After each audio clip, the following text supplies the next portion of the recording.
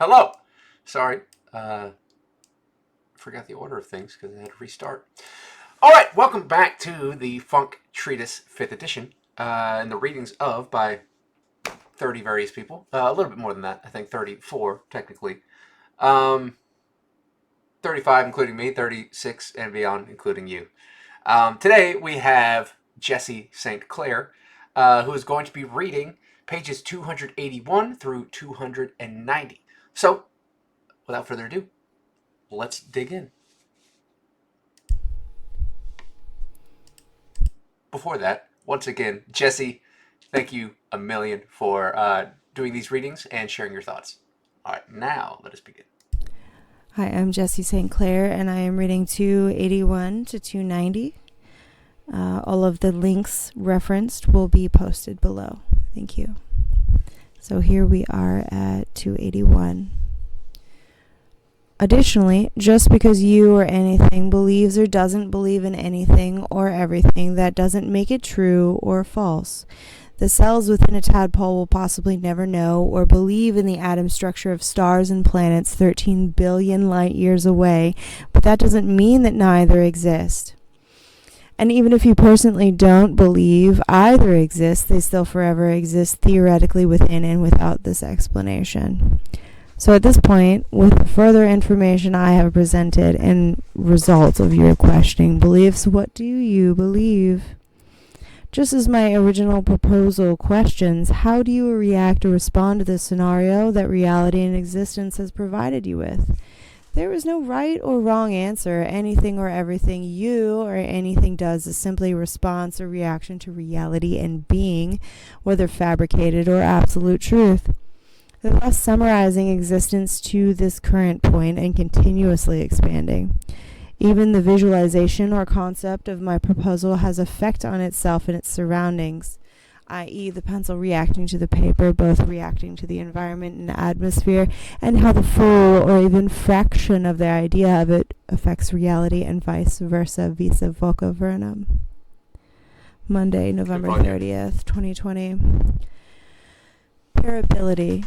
The word that came to me the first time I reached the deepest hypnagogic state of meditation that initiated the creation of this documentation.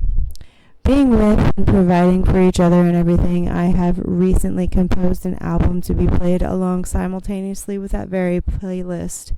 I'll insert it here when it is linkable so you can experience it, and that's below. This album... And I linked that June 12th, 2020. Later, 2 years later. Is the result of composing while in the very state of meditation and hypnagogia through sound and being, and it continues to provide us influence in these moments. That connected consciousness of the funk, thought, being, and connections of everything, anything, and nothing. When you are reading, what you are reading is a continuum analysis of reality and parability, and it is my intention to continue further connecting these advancements of reality. And it all continues with ourselves in this and these very moments. How do we and everything each choose or not choose to react and respond, and what can we do for each other, ourselves, and the entire funk forever? Today I connected with two past acquaintances who have recently experienced loss, and my thoughts were, death is a physical illusion. Our influences upon reality are forever, and the dead are never gone. They have just become us. 282. Us, the funk, each other, everything, me, you, all. And this is the study of that and more. And it seems by this point I have enough knowledge to share outside of myself as a unit of the funk for you to understand what the funk is and where we are now. But I'm going to continue documenting because it seems I closer epistemically understand that I am able to connect this message and influence outside of myself and into a storage of immortality and the funk. I love you, and I'm ready for us to become the greatest funk there ever can be, wherever we are and whatever we are. Okay, so first things first, The first few were just like talking about finishing off the response I had to Will Morris from the last episode. But then what I talk about here is parability. A little bit more on that. Now, we've discussed deeper parability throughout these videos than we kind of have in the treatise. The word only comes up a few times within the treatise, but overall, the theme of parability rings true within it. The attempt to help each other in everything. The attempt to all be this cohesive thing. Parability. Again, if you have more questions on what that is, watch these videos. But after the playlist experience happened and the parability playlist, so I put that all together, and then years later, probably not too long later, I guess Monday, just a year later, I made an album about the experience where basically what you do, if you want to listen to this album in its fullest, because you can listen to it by itself, but it's going to be kind of just a bunch of random improvised notes to a degree. What you do is you pull up the playlist, the parability playlist, and that's found on Spotify. Hopefully you don't have ads because that's how you're best going to listen to it in its completion without any interruptions. And then open up the parability album in I would say go to Bandcamp and play it full in there so you don't get any interruptions. Or on YouTube if it's in the fullest state. But then basically what you're going to do is you're going to play the album first, the parability album, and then you'll hear like boop, boop, bing. And on the bing, hit play of the parability playlist. And then you're going to listen to both at the same time. All the songs that were in the playlist and then this accompaniment behind it. And they go together. It was just a fun experiment. And then kind of what I talk about is death again, becoming beyond us, because our influences, kind of what I describe as soul, can never really die. They imprint and become hosted by anything and everything that we've ever interacted with and have interacted with us. And then, just as I say in this last part, at this point, I have imprinted myself into you. Even if you're just now tuning in, this is a moment that you cannot remove from yourself. You may forget, but the happening of can never be removed. You can never undo this moment or these moments. You can hit stop at any time, stop listening. That's up to you. But if you keep going, then you're just continuing imprinting myself into yourself and becoming a host of that and all this information. Again, you can and you will probably forget this stuff, but it is eternal at this point. And then, yeah, just like I said, and again, I'm kind of filling in for the people who are just tuning in. If you've already been here throughout this point, especially through this point, you've heard me say all this stuff several times. But the goal is that this document and information is not a complete thing. It is not an answer. It's not a finished product. It is something that will forever evolve until either I'm unable to evolve it or the future stops interacting with it. But the goal is that if we continue polishing this information and honing in on it with each other, because it can't just be me, it can't just be any other person, it can't be one single person, it can't be 10 people, it can't be 100 people.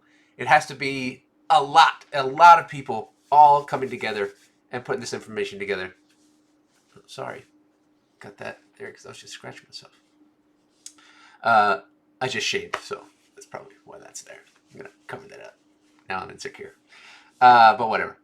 And so yeah, all of that and everything. But without further ado, let's continue. I see a common problem with human beings, is that the ones that are stuck or are trapped in an environment or situation that cannot be avoided or altered are the ones that we see the most areas of problems. I believe that in order to help these people, or even ourselves, we must change their and our environments and situations within reality and with each other and everything. It is more than achievable now and later. Reach these connections and advancements and beyond. Consider V for vendetta. The image of V. Actually, I kind of want to go back to that last one because, like, I talk about this again several times in the treatise, and it's usually whenever we feel stuck in life that things start to. You enter this different mode as a human, or even as something within life. Within the animal kingdom, that becomes this fight or flight moment. It's like, oh, I'm stuck, I'm trapped, and then your body puts you in this state of reaction. And humans still have that. And so when we feel stuck, whether we are actually stuck literally or not, that has tremendous effect on us. And that's why my goal is to implement the Funk Network that I talked about in the last video, the Future Universal Networks of Knowledge, to where every so often, depending on what you do or what you want to do, you could put up an application to be sent completely somewhere else entirely, and still be able to do what you are doing now, but with someone who might need your skills of expertise, or someone who might even want to train you for what they need you to do. And that's still in the works. I mean, there are already programs like that and everything, but this would be at a much larger scale. V represents anonymity. It could be any of us doing what V is doing because of a reality that caused V to be. And now, in our reality, the Guy Fawkes mask represents the anonymous, anyone performing anonymous or not actions, an infinite group of reactions behind a mask because of an infinite group of actions outside of itself, thus resulting in itself. Reality masks itself as a state of creation and now being or self to protect and preserve itself as an act of itself and not other selves. Masks can be anything and everything, but the mask is not whatever is wearing or using it, but an extension of. If a mask or idea breaks or seems wrong, you can take it off, fix it, or adjust it. So how do we protect and provide for the wearers of the masks, whether they need or want to be masked or not? You provide another stage, other players, greater support and community options. We as a conscious species have those capabilities, and if we choose to expand and evolve them, then reality will continue expanding as long as we or anything give back to it and each other until we become an advanced funk ourselves. June 20th, 2024, funk will advance regardless of our choices, but with our choices and how we use them, we have the ability to advance these advancements even further or not. The choice is ours, and that is our freedom. And so kind of what I'm getting at here is just as we talked about earlier with acting. We're all kind of acting and wearing masks at different points in our lives, depending on the situation. Some more than others, like neurodivergency is a heavy area where people will mask because they try to fit in. And so they are forced to put on this mask and be someone that society wants them to be, or to be what they believe society wants them to be.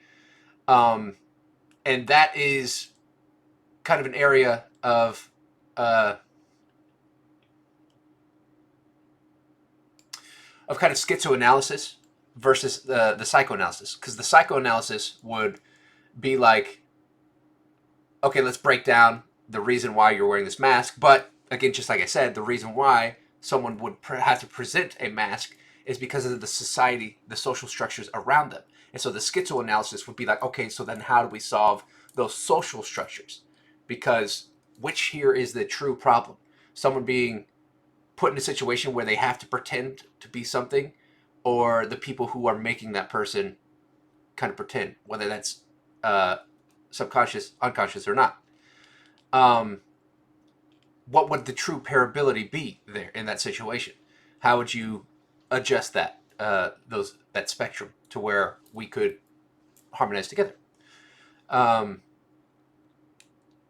and it seems that some people believe that the option is to eliminate the neurodivergent person, but not even neurodivergent people put on masks. Even normal people in everyday life put on masks because of the way we form our social structures and everything. And so, again, what would parability look like there? Because it's not just eliminating people, it is being there for each other. Again, as we talked about before, this trophallaxis of uh, taking care of each other. The selfish moving beyond itself, taking care of the selfless. And then the trophallaxis being finances, support, love, whatever. It just the shared little bit to help each other in everything. Taking from one social stomach and feeding someone else because you are going to be taken care of by everyone else as well.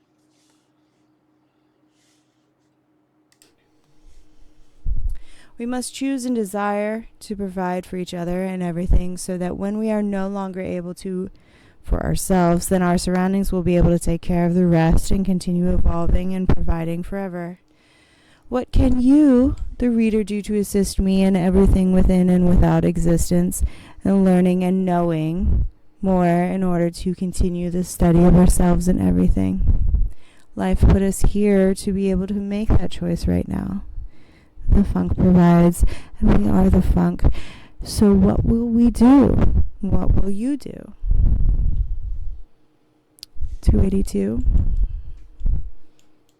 Heart emoji. So again, this question is once again presented. What will you do now that you're just a little bit more aware of all of this, of all of everything, of how we interact together and how we influence each other and everything, and the immaculate effects that we have on that? Because a lot of people think that you are meaningless or this is meaningless because there's such a tiny blip in the spectrum of everything. But the fact that you are even that tiny blip has immaculate effect on all. A good meme that I saw recently, not even recently, probably within the last several years, is the idea that when people think of the butterfly effect, and the stories behind that and everything, I can't remember the story it is, but this guy goes back in time and steps on a butterfly, and then when he returns back to the future, everything is just different and changed just because he stepped on a butterfly. But changing literally anything in the past would have such an immaculate effect on the future if you catch that butterfly effect. You are doing the same thing right now in the present. You don't need to go back to the past to change things. You are causing those effects at every single moment with everything you do. Me swiping through the air right now is now permanent. It is what is affecting the future from this moment. It's affecting these moments that we're now within. Each of these yaws through Carvenia. And so what will you do with that? Up to you. Up to you what you will do. Than 3, Tuesday, December 1st, 2020. I'm going to attempt to describe to you what and how I experience conscious hypnagogic meditation. I close my eyes, relax, and be the one with reality around me and feel a tingle-like sensation throughout my body, like when you are listening to music and it's really moving you, so much so that you can feel it, or when you're in a moment that has you on the edge of your seat and you feel that feeling of funk. Sometimes I feel it very strongly in my head, somewhere in the front center, like a third eye, but within my mind, and not on my forehead, but behind it. That is where I think, feel, and see the funk. It is the same spot and experience as when you are thinking, but there are moments when I am able to relax and focus and just let it do its own thing and let it show me what to think or see, and shows me experiences within as once before unimagined or inexperienced colors, shapes, times, perceptions, dimensions, realities, events, and ideas. My own mind exploring its own inner and outer self, and reality, surreality, and beyond. And if I can do it, then it would seem very likely that each one of you can access this connection as well.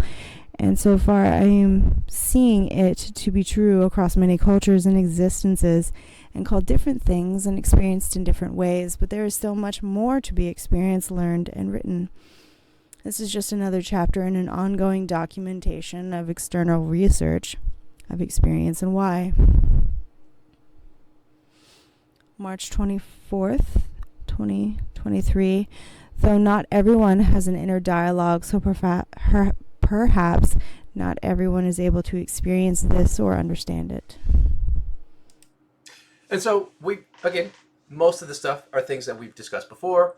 All of this ending is kind of summaries of what we've learned to a degree and extensions of. But when I used to like deep meditate, and when I like back in 2019, 2020 and such, if you've never experienced hypnagogia, what that's like is, again, we've described this already. This is for people just now tuning in.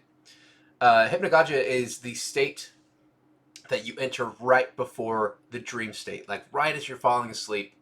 And maybe you don't experience this because not all people dream, not all people have this ability, not all people have an inner dialogue. Our brains are different on the spectrum of things. But hypnagogia is like when you're starting to fall asleep and you start to see these like patterns and everything, and your brain starts to basically just do its own thing in a way. And just as we've shared before, some famous people that did this was Nikola Tesla and Thomas Edison. Basically, they would hold like a spoon or something, and they would, start to go to sleep, and then they would enter that state of hypnagogia, and basically like have these. They're kind of like visuals. They're kind of hallucinations. They're kind of illuminations and everything. That it's kind of like entering the dream state, but it's right before that. You're still semi-conscious. And so they'd be holding the spoon and experiencing this thing, and then when they fall asleep, they would drop the spoon, and that would wake them up before they lose all that memory of the hypnagogia. And then they would write down their ideas. And I think there's some magic in there. But again, maybe not everyone is able to do that. But I would always feel it, like right up here, but not on my forehead. It was like kind of in my brain. Like it was as if it was behind it. And again, in these deepest moments, in the deepest moments of meditation, which I was only able to reach a couple times, it was as if my eyes were closed, but like as if they weren't, as if they were just like these clear, like glasses. Like you just look through glasses, right? It was as if my eyelids were just glasses, and I was just looking right through, but not at the room or anything, into another reality. It was a magical experience. I can only slightly attempt to explain it to you. And it's not until maybe one day we can connect brains and you can visualize what that was like in my experience.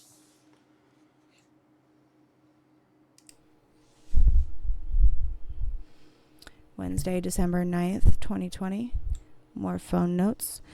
What matters for epistemic defeat is not what the skeptic finds satisfying, but what rationality in fact requires. A quote by Michael Bergman. If any god or gods were to exist, they would exist as part of reality and thus be a form of reality or funk. I am finding in my research of ontology, epistemology, theology, teleology, philosophy, etc. It is so far much easier to provide the existence of a god within reality or as reality than it is to provide any god, to prove any god to never exist at all. That being said, I do not denounce God, but instead embrace reality and the funk as God. Everything that makes us possible down to the quantum level and beyond, that it is God. So therefore, we are quantum microtubules of God, prehensile appendages of reality. And what I mean by both of these statements, because we've, again, already kind of been here through the treatise, is that, like, the atheist would say there is no God, right? And the agnostic would say, I don't know, maybe there is a God, right? What are we talking about? Even if it's just a word, we're still talking about something. Whether God is real or not, we're talking about an idea, some form of influence that we describe as God. And it has many names, many forms. Again, I would go up a level and describe that next holon as funk. God is something that we have kind of constructed, but funk is what we constructed that within and the beyond, the infinite hierarchy. But they can kind of be interchangeable by idea and concept, depending on what your belief of God is. And what I mean by, like, we are quantum microtubules of God, prehensile appendages of reality, is like we have fingers, right? And these fingers can do things in our body. And these fingers are each holons of our entire body. They're a complete part of itself, but a part of something greater, right? Uh, and so we are that at a universal scale. We're like little fingers just walking around that can, do things, pick things up. But we're also conscious of the experience. And so we can have thought and everything. Um, and we get a little bit deeper into that in the treatise, like, what if your finger or your stomach could speak back to you, kind of like we can speak to reality, but that doesn't mean that reality is listening, or that your parts kind of do speak to you in a way. Like, you feel when you have an upset stomach, you feel kind of sick when things are wrong, but just imagine if, like, they could talk just like this, like be like, hey, wake up, I have to pee, like, um, how different life would be. And that's how different it would be if you could actually talk with God. And then if everyone was doing that at this different level, it'd be like kind of like having this AI that you could just, like, this ChatGPT, you could be like, oh man, God, what am I supposed to do today? Bloop, answers. But that would kind of, like, that changes the experience. But who knows? Maybe we reach that someday.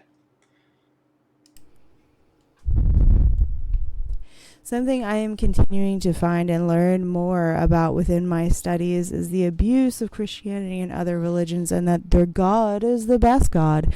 The New Testament was allegedly constructed by the Romans to control the populace from rebelling against the government through a new religion and or savior, and was spread by force across the globe over centuries.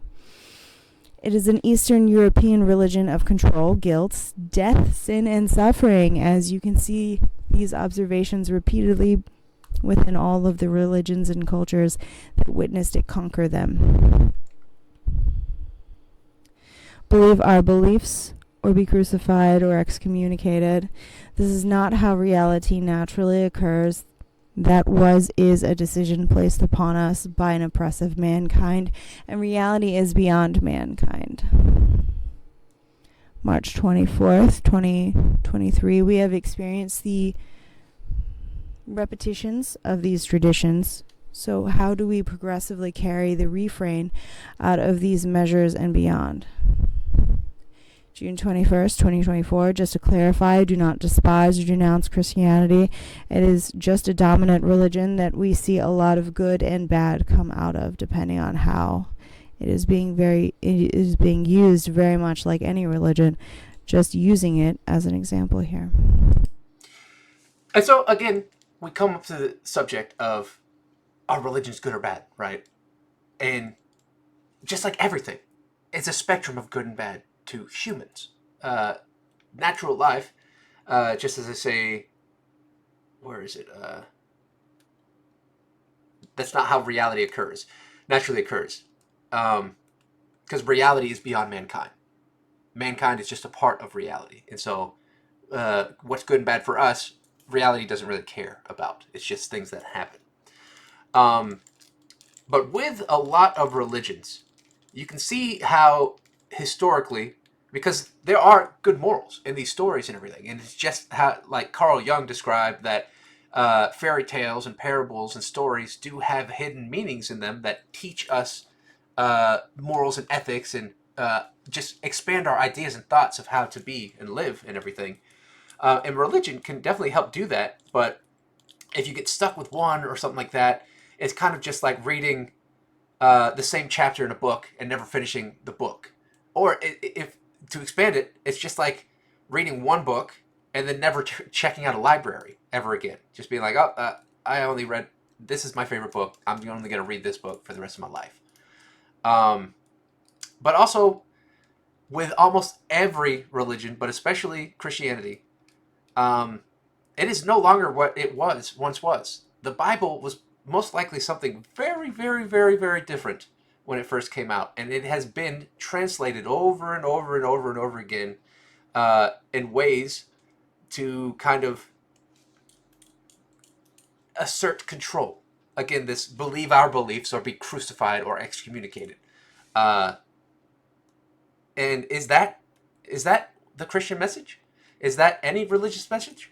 Because it seems that a lot of religions do that. It's either you believe what we believe, or you can't sit with us at the table. Um, and in my opinion, that's not parability. That's kind of just a, again, choosing one book rather than expanding yourself. Um, and reality is beyond that. And so, um, we can get deeper into these thoughts and everything, but I'm not here to discredit your religion or your beliefs and everything. I'm not here to change your mind. I'm here for you to just hear these things, and if in result that you change your own mind, then that's what happens. Again, that's not a good or bad thing. It's not my uh, prerogative. The prerogative is to just share these thoughts and see how the world reacts to them and how we can expand these thoughts. It is not a believe this or you can't sit with us. Sit with me, no matter what. Unless you are here to hurt me, then I probably don't want to sit with you. But I'll still love you from afar. You can go sit over there and we can share the same room or the same world at least, or the same universe, the same funk.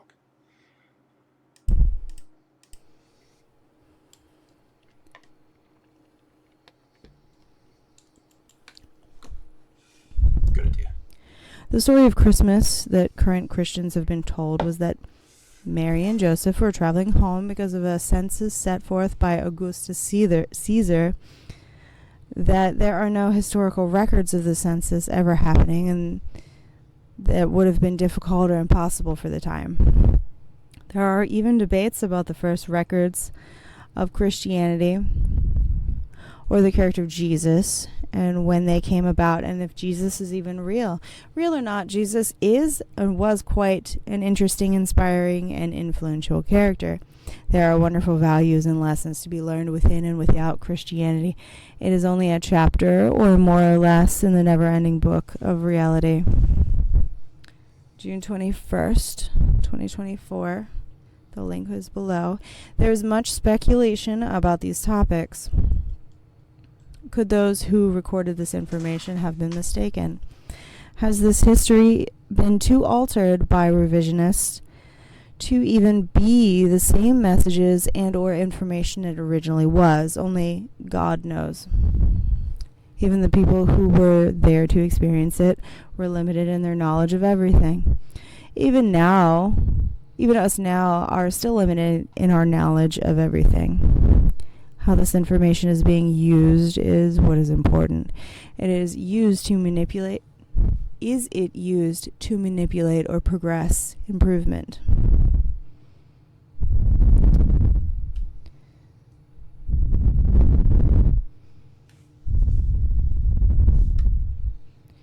If you want to be a pianist, It continues. Is it used to manipulate or progress improvement? Less Abarak versus more Abarak, prunoing versus synapsing, no mission versus we mission, and all resulting in all Abarak, being and key mission.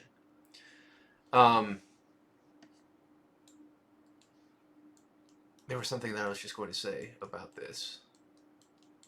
Oh, the importance. The importance of all of this, of religion, ideas, or anything, is, again, as we talked about in the last episode, intention usually starts out good, but then once that intention grows into this level of higher influence, power usually comes in and attempts to corrupt that to use it for its own influence and everything. And so religion may at some point have been this great thing that united and collected people. It still does build communities and everything.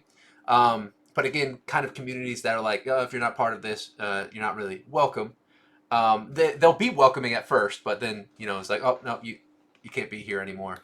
And so if that power of religion or ideology or anything is now grown to this point of being used as manipulation, then it is no longer useful. It's only useful for those using it to manipulate. Or is it being used to progress improvement?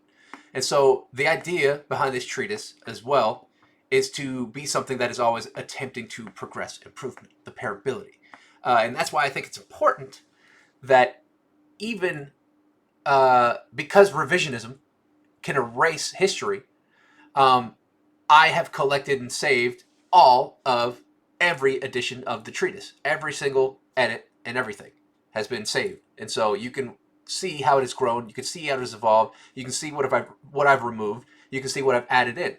You can't really do that with all of religion and everything. They have these books, and then over time, some information gets deleted and everything. They don't reprint those. They just keep updating and updating and updating, and then history is lost.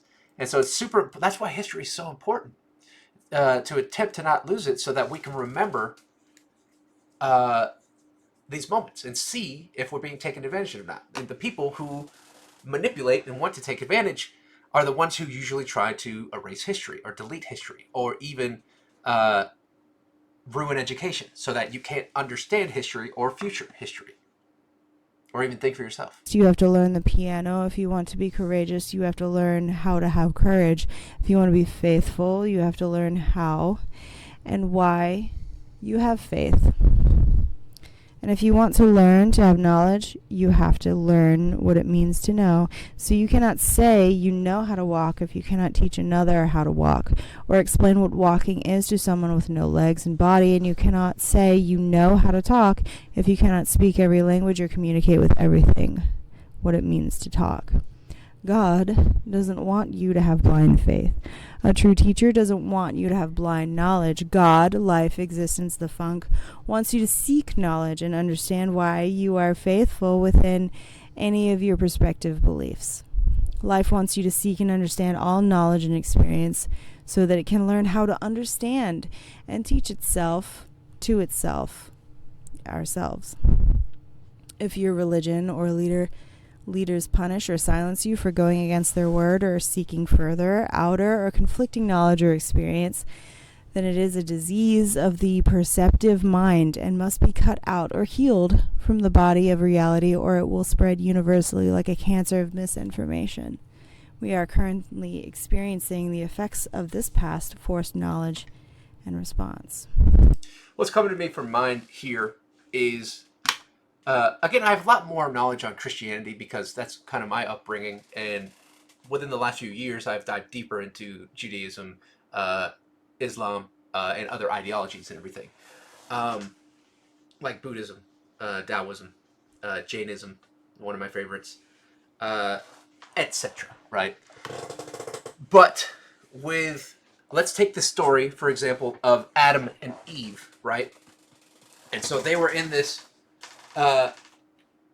Garden of Eden where all of their needs were taken care of forever, and their only one forbidden move was to eat from the tree of knowledge.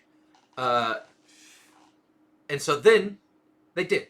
They made that, Eve made that mistake, and shared it with Adam, and then Adam also made this mistake, and then God banished them from this Garden of Eden, this eternal bliss of being taken care of.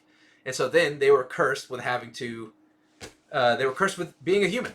It's like, sorry, well, you got to go do your own shit now, live with the other humans and stuff. Um, and so there's a couple ways to, there's a spectrum of ways to analyze that.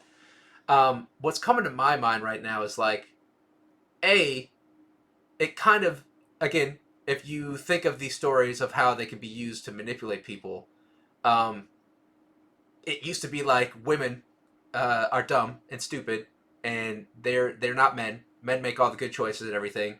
And so, how can we write a story that makes it women's fault that we're here and being punished, and then also how uh, because they ate the apple, now they have to give birth and bleed all the time, uh, experience menstruation.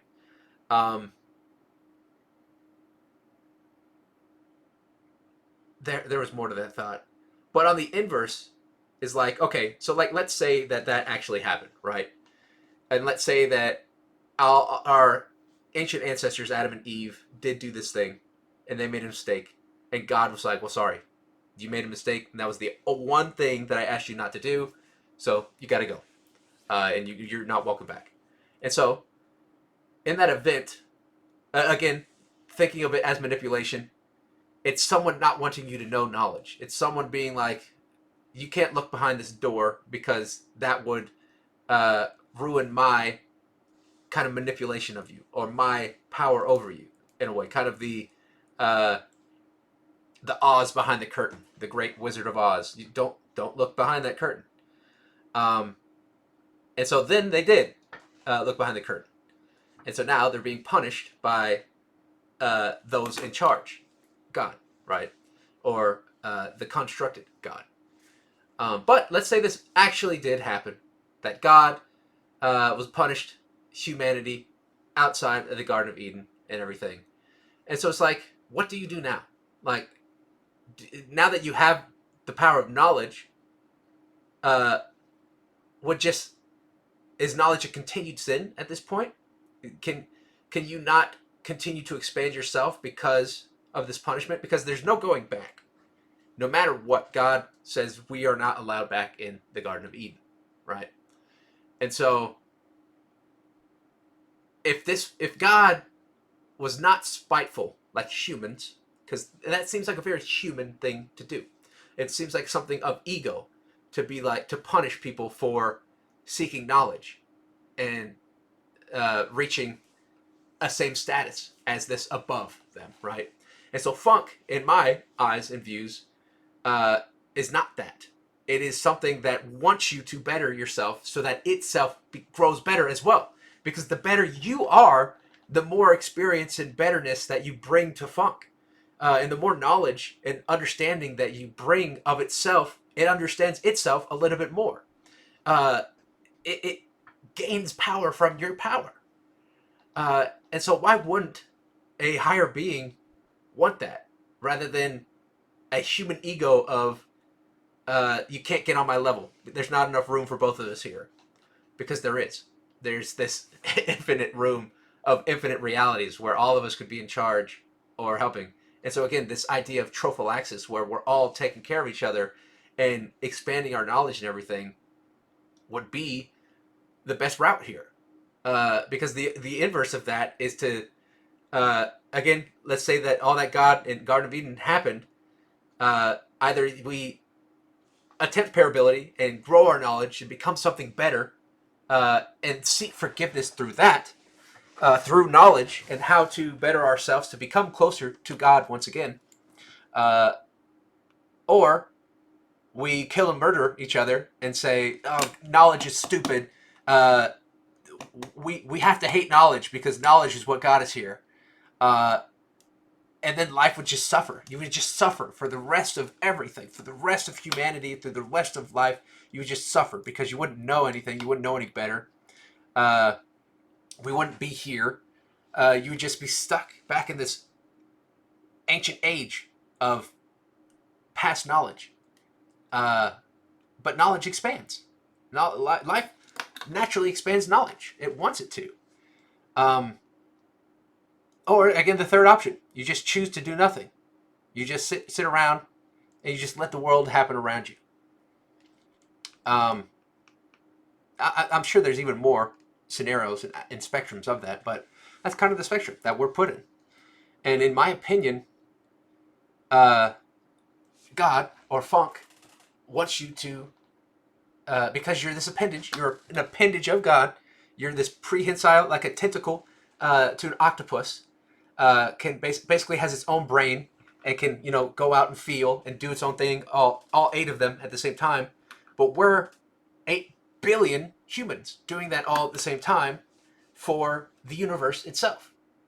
We are the eyes and the ears and the mouth and the nose of feeling, of the human feeling and existence. Each of us, everything, and we all add to that perspective of what it means to be. And the universe, in my opinion, loves that. It feeds off of that because it creates it. Or if it was neutral or didn't want that, then that naturally just kind of wouldn't happen. It kind of would and it wouldn't. But I don't know. Just now I'm kind of blanking on my train of thought, but that's just further thoughts to think about and everything. And that's where I find deeper faith in Funk being God rather than the faith that the Christian God has become or other gods have become. Because looking into Judaism and Islam are also very intriguing and interesting because they describe God in different ways and everything, but they still have these social connections and just instructions of how to be and how to live with each other and everything. Um, and so we just need to. I keep biting the side of my lip. We just need to expanding that knowledge. If we leave it be of where it was thousands of years in the past, which is still good information. It's like wow, like it's incredible to think that humans were thinking on this level all that time ago. Like how Plato and Socrates and Aristotle, like back in ancient Greece, were forming some wild concepts and ideas that some people couldn't even do today. Um, but we got to keep processing that information, keep expanding it, because if you get stuck in it, then again, what happens when we get stuck in something? There's a reaction to that stuck. Uh, so yeah, let's continue though.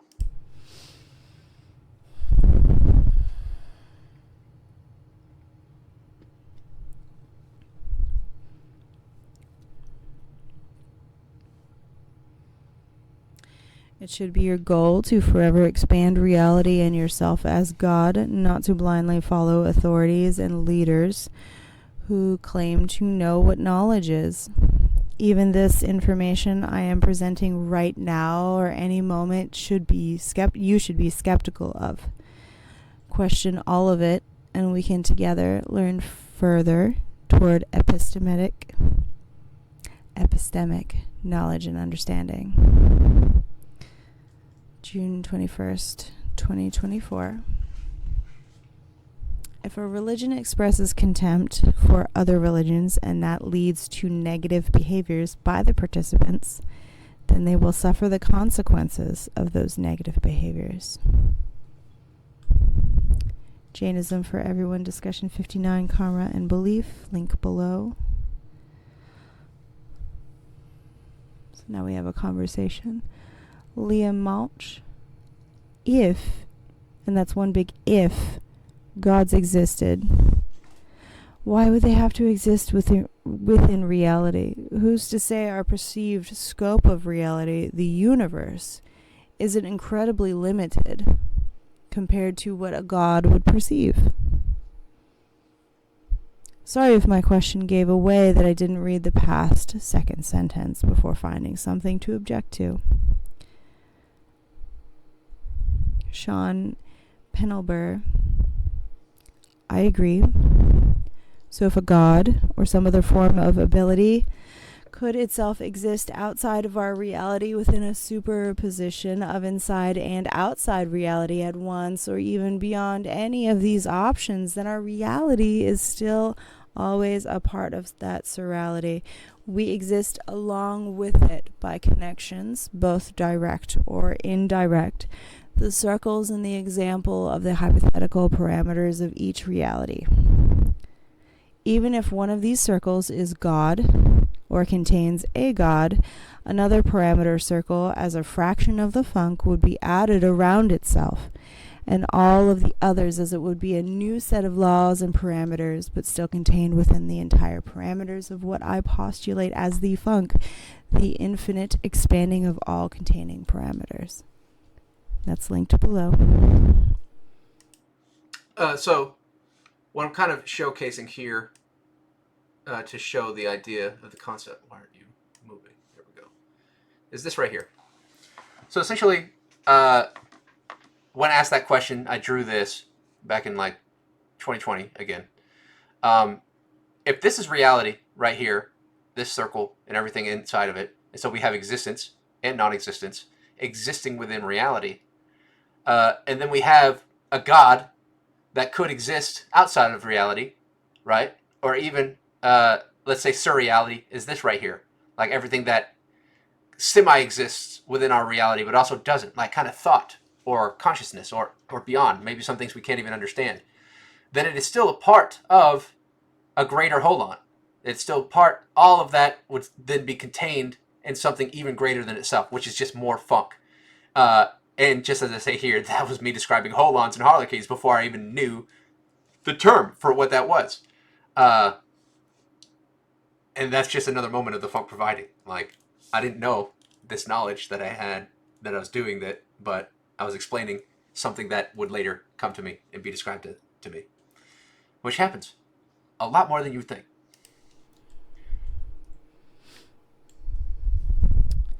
June 12th, 2022. That was me describing holons and holarchies before I knew the words for them. Liam Mulch. The problem with that is that you're assuming that we've got a connection to the God or gods just because we exist in universe A and a God exists in universe A. And universe B doesn't mean we indirectly are connected to universe B. And this is all assuming that it's a universe that we are connected to, which comes back to our incredibly limited scope of understanding, trying to put things we don't understand within our scope of understanding without even having a clue as to the building blocks required to get to that point seems like a fun but ultimately useless exercise. Sean Penelber. If A and B exist or don't exist, then they are absolutely indirectly and directly connected between their disconnection or parameters. They are both within and without a different. They are both within and without different, but also the same entangled quantum observations. What I am postulating is the very materials that make reality all the way down to beyond the results of entropy, like zooming in on a Mandelbrot fractal until whatever is within themselves becomes outside or beyond themselves is the funk, or what religions have related to as God, but not had the information that we have now to explain and share it as advanced as we can. And those advancements will continue in every direction possible. And I agree, it is currently beyond our universal understanding and knowledge, but it is not in the grand scheme of time and being unobtainable by us or beyond us. Humans have barely breached the surface of experiencing what it means to experience reality beyond themselves. Our universe is approximately 13.8 billion years old, and humans are just a fraction of that. Multiply what we've learned by 13.8 billion, and we, or the future, eventually reaches further understanding or experience through existence within and as part of the funk or not. So again, we might not be able to understand things now, but if we continue moving forward and expanding our knowledge and experience, then we might understand it at the next point. Again, to use the example of me describing holons before I even understood what they completely were, it just took time, it just took experience. Additionally, in no way is literally anything useless as everything, anything and nothing have an entangled quantum effect towards every moment of existence and non-existence. It is extremely important to attempt or seek information about anything and everything. One step leads to another.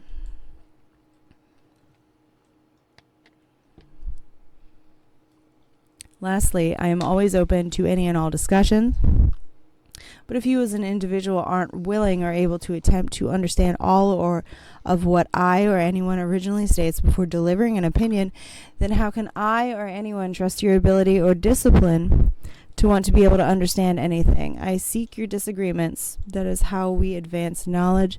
But if you don't have a better understanding of why you are disagreeing, then that is less practical or productive, but never useless. I cherish your objections, but if you're objecting before receiving all or the majority of information, then you are doing yourself and reality a disservice and potentially halting or slowing down progress for yourself or the entire everything of all time, space, lack, and beyond. And what I kind of mean here is two things. One, learning about speaking too soon. Basically, like, as Liam said, he read the couple first sentences and then just had an opinion, a disagreeing opinion, and then shared that rather than reading the full thing. Maybe he did. I'm not sure. This is kind of a response to if he did or if you did not. Kind of an example to not just Liam, but speaking out to whoever's reading this in the future. But again, as I as I say here again, I mean it. That like I seek these disagreements. I seek people defeaters, doxastic or normative, right? Because that's how we advance knowledge. It's like when you disagree, again, the pure disagreement defeating knowledge. If you disagree, then we know that we're not at a understanding yet. Either I'm not saying it right, or you're not understanding right, or maybe we just can't do that. But if we continue to progress, then eventually we'll just get closer and closer and closer. Maybe never reaching that asymptote, but we will get. There will be some progress. Um, but even with that, even though I cherish disagreement, if you don't read the entire context and then share an opinion, then what are you sharing an opinion on but an assumption of something? And then that's just going to lead to further misunderstanding because I'm not going to be able to fully respond back to you with uh, a retort because I'm assuming that you're speaking of the whole thing, or I'm having to retort to just a fraction of something. And then if I give more further understanding back to your fraction, then you're not going to really understand what I'm saying because you only experienced a fraction. And so, again, just take that into consideration when engaging with anyone or anything about disagreement or misunderstandings. Just take some time and try to work through it. Again, attempt parability. Liam Mulch, I suppose that's the difference between nihilism and altruism for you. To me, the fact that we are all really just part of one big thing so far beyond us as a species, let alone individuals, makes all of it really useless. Sean Penalbor. Penalber. What a way to live. But again, here is an example of nihilism becoming defeatism. And basically just being like, well, none of this matters. All of it is useless. Well, then, why are you still here? If this is all useless, then leave. Go do something else. You have that option. What is keeping you here? Is it the stuff that makes it useful? Because I would argue that is why you're still here. Because you have that effect. You have that power. You are useful. You have immaculate effect on all of this and everything. Here, Liam is sharing his disagreement and helping us learn through that conversation, through that discourse, through that dialogue. We don't have the exact answer, but we're a little bit closer because now we have a little bit more discussion, a part of us that we may or may not have had before. And you can share your own thoughts. Now you can have thoughts on this, and it's basically kind of a mental exercise of preparing for the future. Of maybe you're put in a situation where this information comes up again, and you'll be challenged with it on like what are your opinions, what are your thoughts, and you'll have a little bit more foundation to work with.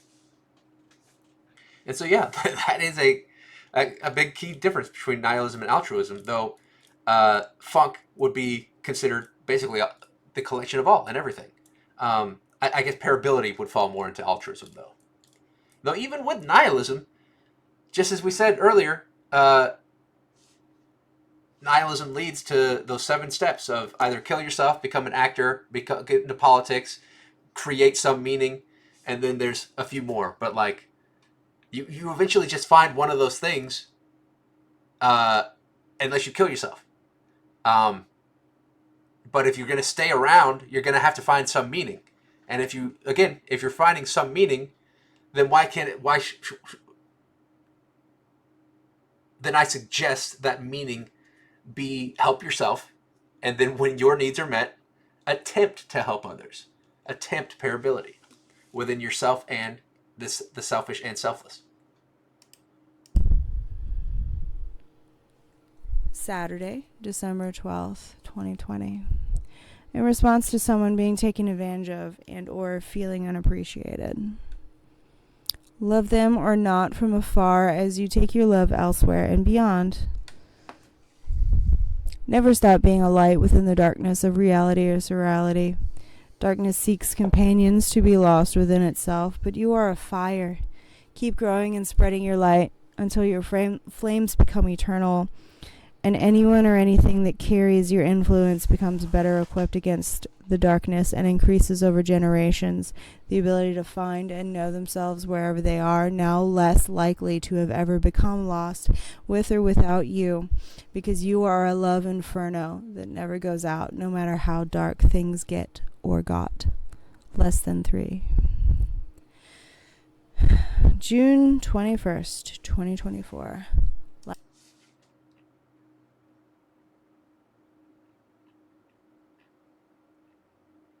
Oh, okay. Well, this is in the 7th edition, so I'm going to read this. October 19th, 2024. With that being said, darkness and light are not good or evil. These are just analogies and metaphors that we as humans imprint our humanism upon. Darkness is a fundamental backdrop of existence, whereas light is the effect of things that happen within and from the dark. Light does not desire to remove darkness, nor darkness to consume light. These are things that simply affect each other. Philosophically, and extending the metaphor of the above post, darkness represents the infinite potential as the void or unconscious state, or the pre-entelechy, and light as the actualization of specific possibilities, like awareness, thought, and perception arising from or within the darkness, or the Zorstery. Entelechy being the potential and, gosh, why am I blanking right now? Entelechy is the realization of potential, and Zorstery is the actualization of potential. And so what I mean here is, like, again, as we've discussed multiple times throughout this treatise, if for some reason you have a strong reaction with something, because, again, as we discussed in literally the last video, atoms and the way they're formed, it might have been one of the last videos, either the last one or one before that, but the way atoms are formed are in such a way that if an electron or a proton or a neutron moved in just the slightest amount, then the whole thing would collapse or become something entirely different, forming another element or another particle. And so we have to find that balance with each other, right? And the electrons are like 99% space between the nucleus, the core of an atom. And so there's all this space between it, and that's how it functions properly. And if these things were just a little bit closer, it would be something else entirely. And so you have to find this balance, this parability with everyone and everything. And so if you are being taken advantage of by someone or something, then it's time for Vox Monolise. Take your voice and fly, move, relocate, get away from this person, and love them from afar. I mean, a lot of people would fall into, like, I hate this person, I never want to see them again, they can die and everything, which sometimes can be, depending on the situation, something that is influencing you. But uh, for me, I don't wish that upon people. I wish for you to hopefully become better. I wish that love finds you in the end. And so, while if you're someone who is taking advantage of me or trying to hurt me or harm me, I'm not going to want to hang out with you. I'm not going to want you at my table eating dinner with me. But I still wish you the best. Go do your thing elsewhere. But I'm still going to share my experience on what you did and the manipulation that you caused and everything. And I'm going to do the things that are within my power to share that with the world and the community around me and fight against that. But not in a way that is full of hate or murder or other things. Last night I finished reading The Four Agreements by Don Miguel Ruiz. It shares some very similar principles and understandings as I have shared with you. I recommend that you give it a read as well. It only took me 3 days to finish. I'm going to pause that again because it's just like I said in one of the previous videos as well.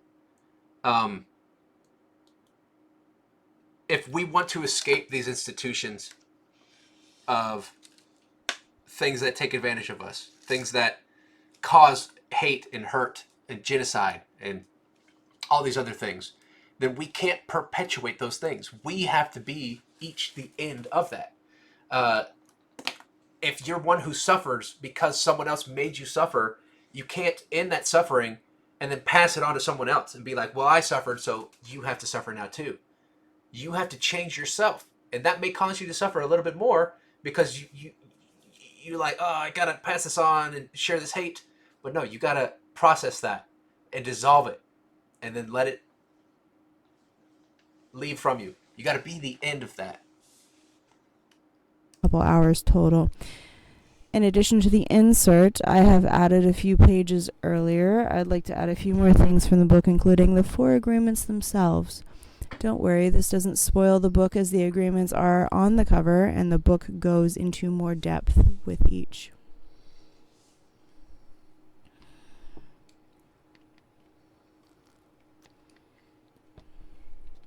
Number 1.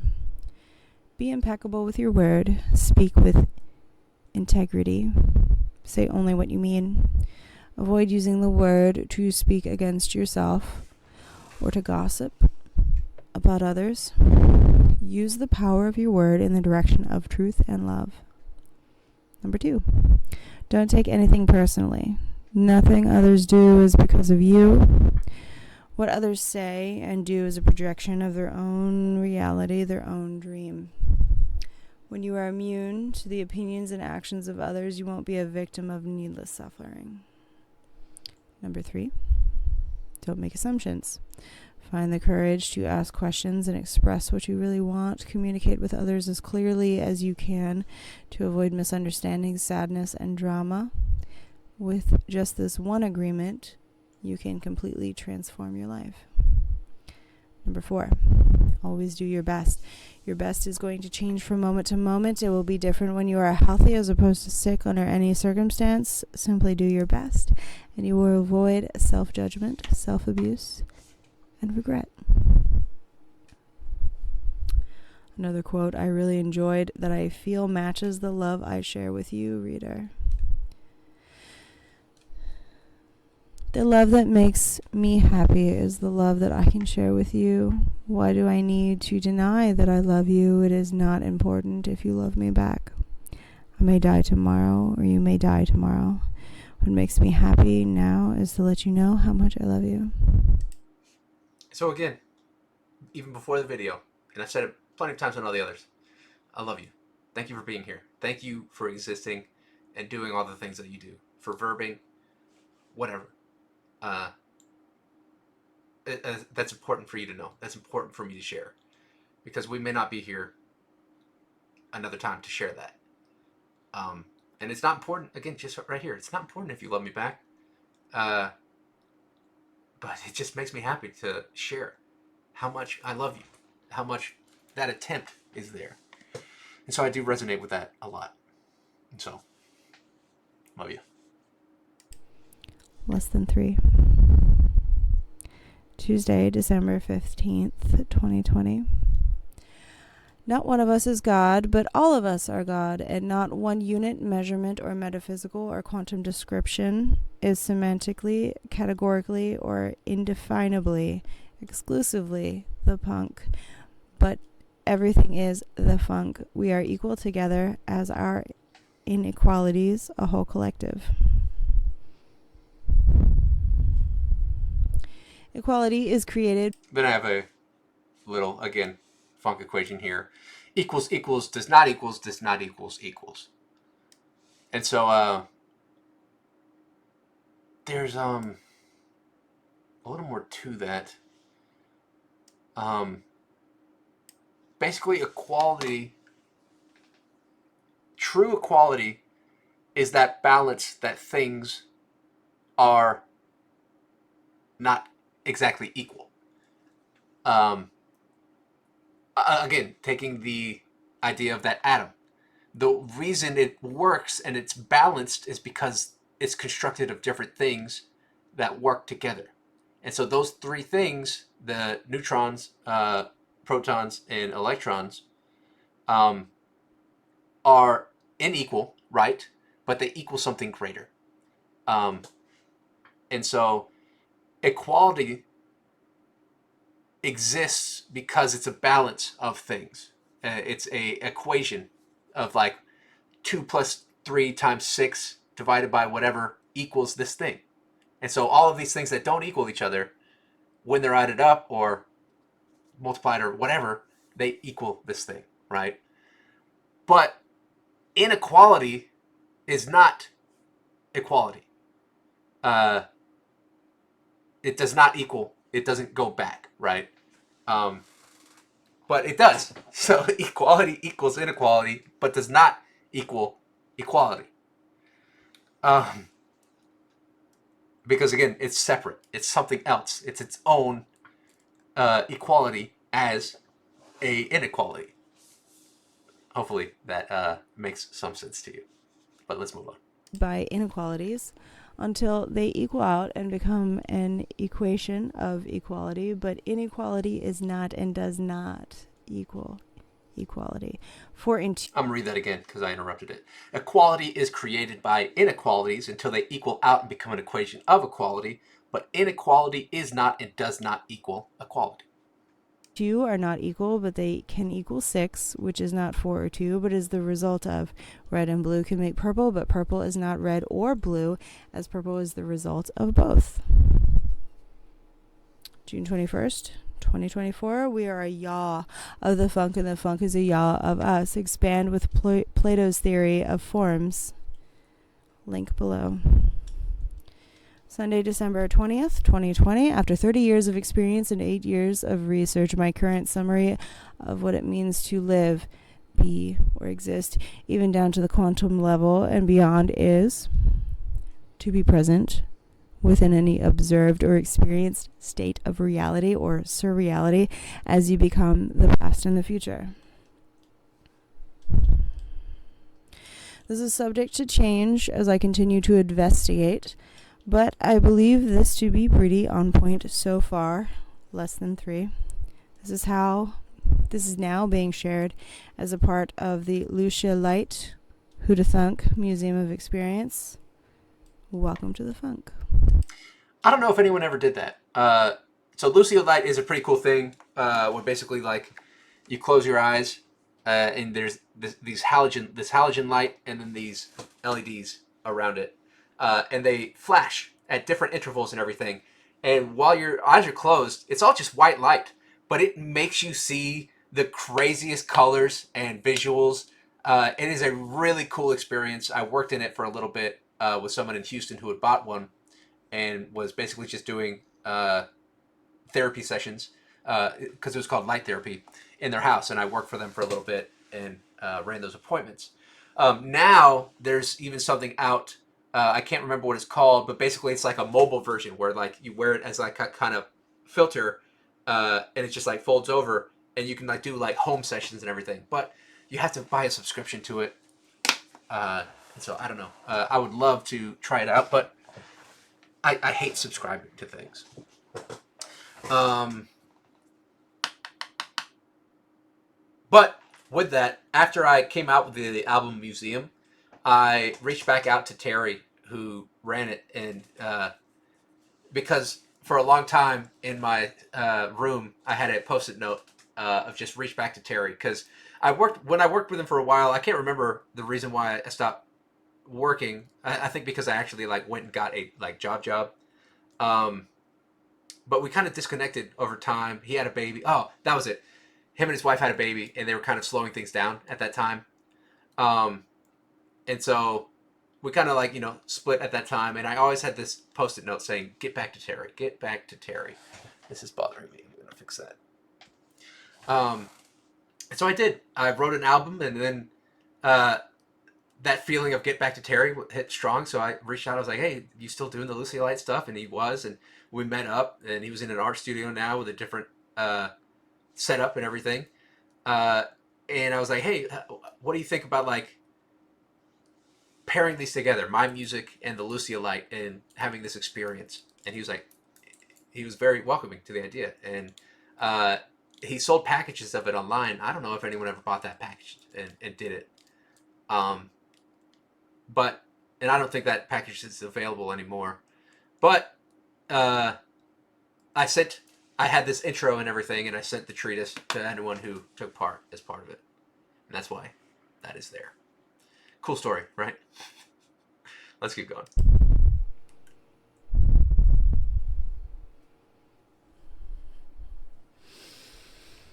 Friday, December 25th, 2020, in response to the above summary.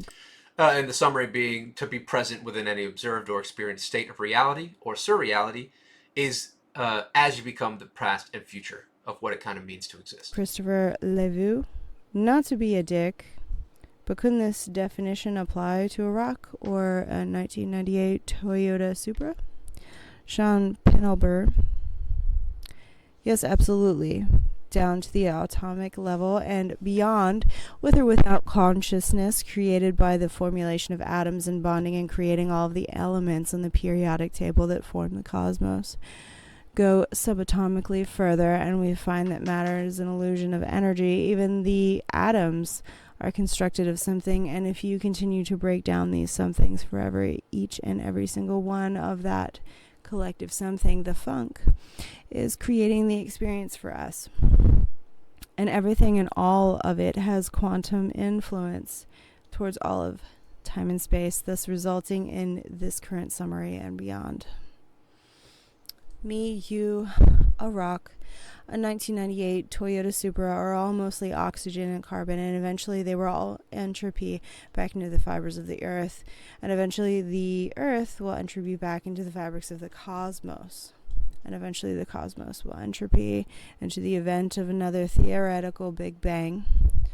The funk is the cause and collection of these Big Bangs, and the testimony above can apply to any and all of these events and objects.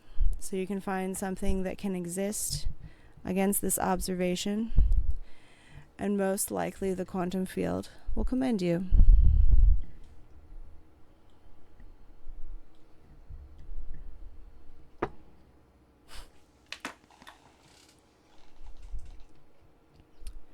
Christopher Levu. If this was the determination of the word to exist, I would agree, but to live implies an element of life. No, life is generally classified as those physical entities with biological systems. These systems are comprised of the ability to procreate, metabolize, having cellular composition, etc. Let's ignore viruses for now. I think humans conjure up words to describe whatever with relative specificity. Doesn't the conflation of existence with life, to exist versus to live, seem needlessly semantic? Sean Penelber. As life is a result of existence, I had debated whether to use the word live, exist, be, etc. That's why I put it in quotes, as I feel it covers multiple sides and shows there could not be a better term for it. That there could be a better term. Also depends on whether we consider energy as life or not. This is possibly a term for it in language other than in English that would serve better than any of these words, i.e. a phrase that means all of these words. So I guess if I were to put it into a language more fitting, a more fitting description would be that this is what it means to funk.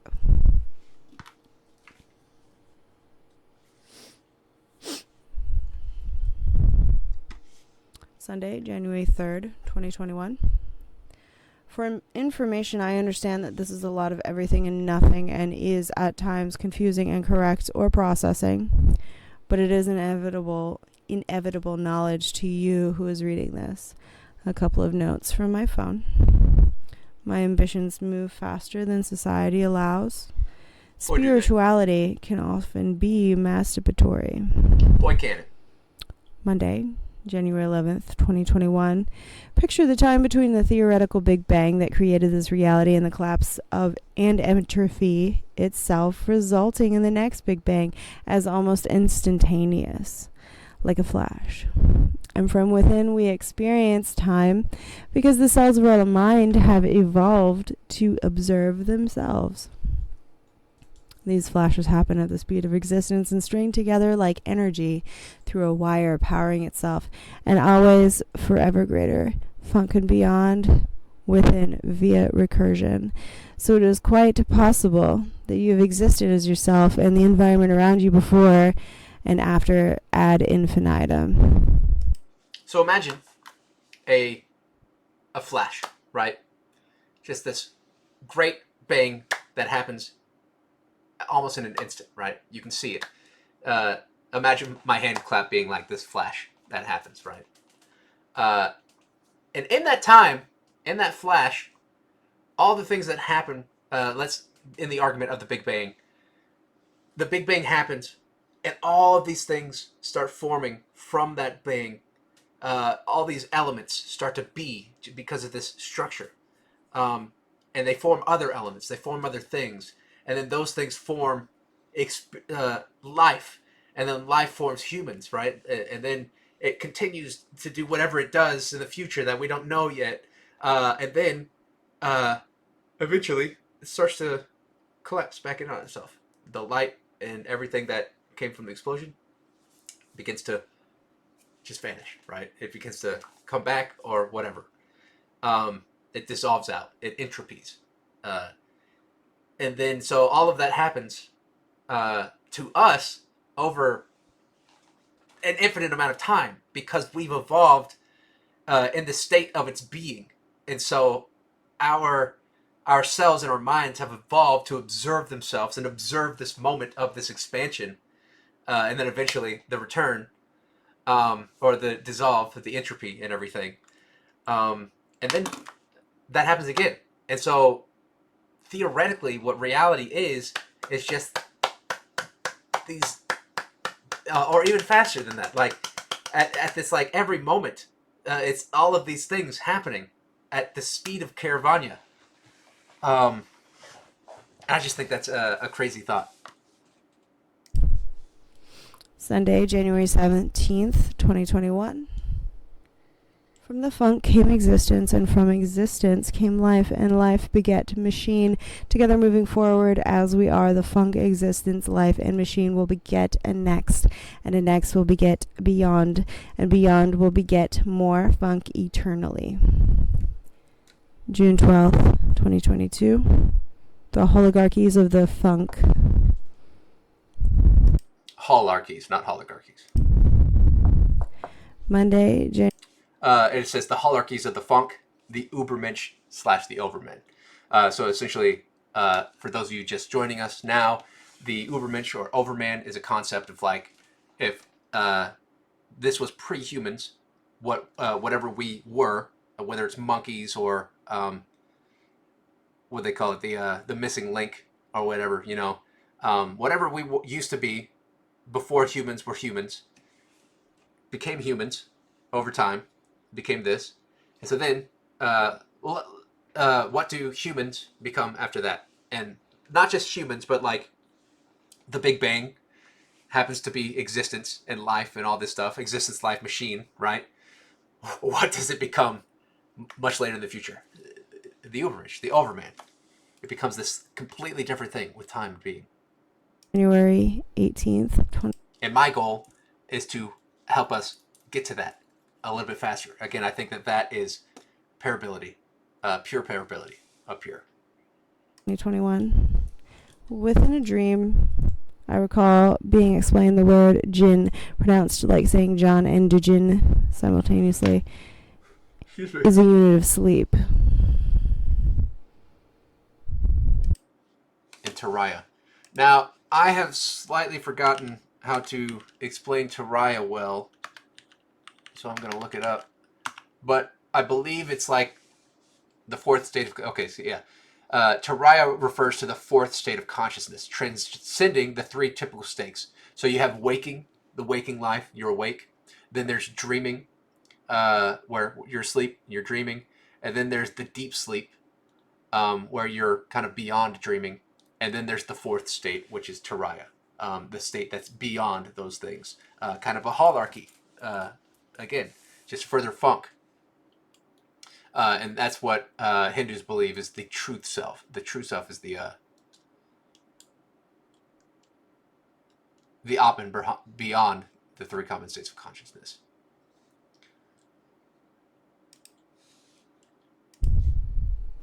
Monday, February 1st. But for some reason, in the dream, a jinn was a unit of that Taraya. 2021. Kind of like an atom constructs us, a jinn would construct this fourth consciousness. Now, sharing publicly through Facebook in an effort of attaining further peer review, whether you are reading this now as a cause of this set of events or some other, thank you for being here and attempting to digest this postulated information. Get back to me when you are able. I am always willing to connect and hear your thoughts about this or anything. Less than 3. And that's 290. That is 290. Yep. All right. So that is 281 through 290. Let's see what Jesse has to say about their thoughts on this piece.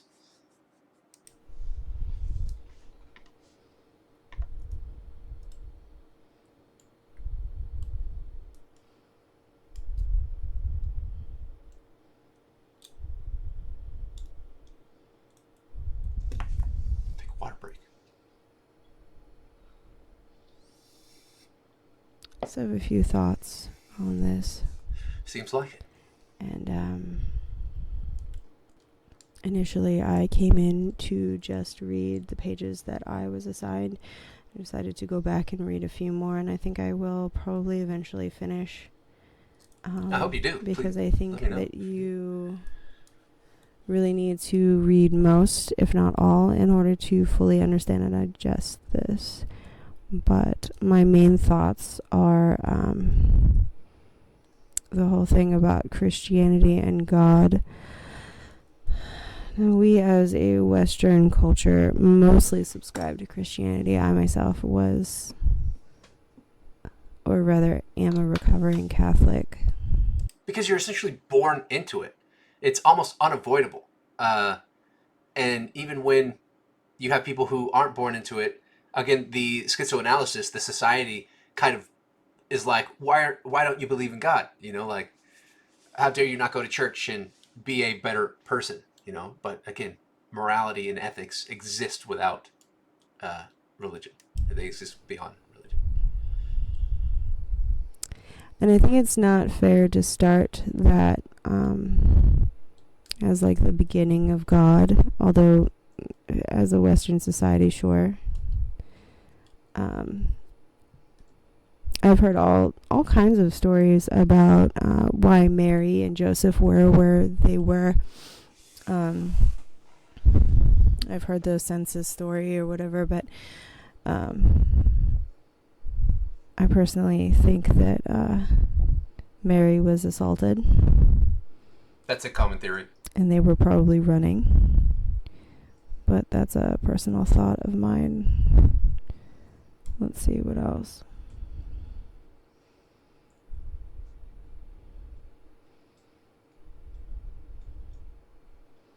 would really like copies of drawings that were a little bit easier to view. I'm in a PDF reader on my phone, so it's kind of hard to read some of these. I'd really like some better, drawings or animations or whatever, something that's a little bit easier to view.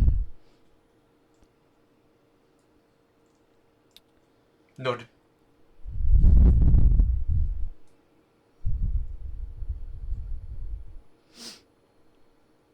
Also, perhaps it says this at the closer to the beginning, but I didn't read this part. But I don't know who these people are having this discussion. You don't need Perhaps to. I need to read further up. I didn't read all of the beginning of it. That's fine. I like it when you talk about poop. Thanks. It happens a few times in the treatise. I like the way Shit happens. the style of writing, sort of like old school philosophy. Thank you. I love philosophy. It's always fun. I don't know how old this writer is. I'm I thought 35. it was kind of funny that you mentioned now. V for Vendetta. Because I remember being like 19 and thinking that movie was like, oh my god, it's like the be all end all. Oh man, how old was I? I think I was a freshman. 2005, so I was 15. I thought it was so cool. And I hadn't thought about it in years. Yeah, I haven't seen it in a while. This, like I said, I don't know how old the writer is, but I feel like this is coming from a place of I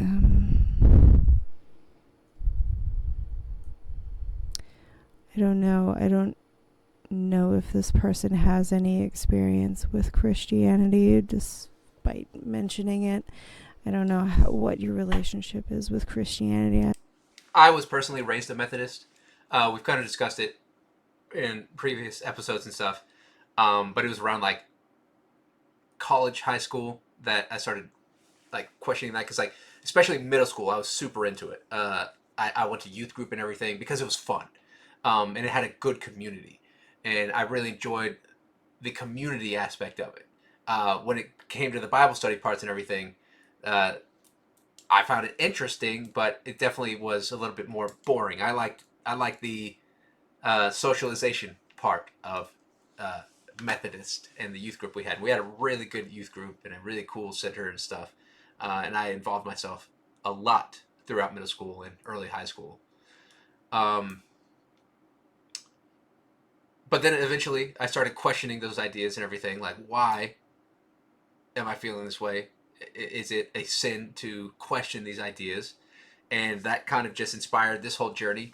And I think that it has only strengthened my faith in this funk slash God idea. Again, I've kind of left and moved beyond the singular Christian God example or the worship of Jesus, because even Jesus said, "Don't idolize me, don't idolize things." But yet Christianity is this whole idolatry of Jesus. Um, and so again, there's I see the good that it can bring. I see the good morals and lessons and stuff that it has. So I'm not dismissing those, but there is a whole world beyond that. Again, it is only a single chapter in the book of existence. And if you stick there, there's nothing wrong with sticking there because it's nice to have people who study it and expand on that and share those ideas so that we can reflect with each other. But I personally think that there's more beyond that. And I that's my quest, is to expand that. And so that is my religion. My religion. That is my experience in relation to religion. And I think I'd like to know a little bit more about that. Probably not important for the paper, but just for my personal, because it's mentioned very like an overview, and but at this point in time, I basically listen to a different podcast every day, and switching from, uh, and they're going to be linked down below as well. But it is a different religion or ideology or uh, interesting subject. Like I don't listen to just like random podcasts with like stories and stuff. I like listening to information like history and stuff that's going to like challenge my being and existence, like philosophy. Like and so I do find all of these religions interesting. My favorites being Buddhism, Taoism, Jainism. Uh, I think Islam is pretty fascinating. Judaism is pretty fascinating. Uh, but again, Judaism, Christianity, and Islam are basically just different updates of the same operating system. They're just evolutions of each other, uh, depending on time and space and what they needed to do for those times. I'm just curious as to what place that actually has. I don't know. It's just again sharing a thought, an incomplete thought that hopefully inspires your thought, uh, and and encourages dialogue. Let's see what else. There's another thought I had. Where are we right now?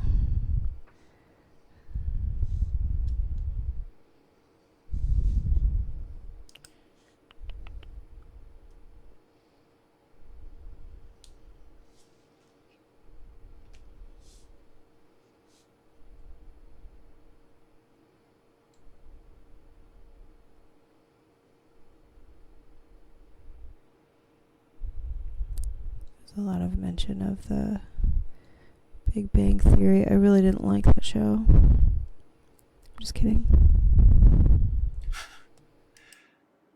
Uh, I don't think I mentioned the show, but I definitely mentioned the thing. Maybe that's where she's getting at. But also, I haven't seen a lot of the show. My parents uh, watch it all the time, and I'll sometimes catch it through them. But I've never typed into it myself.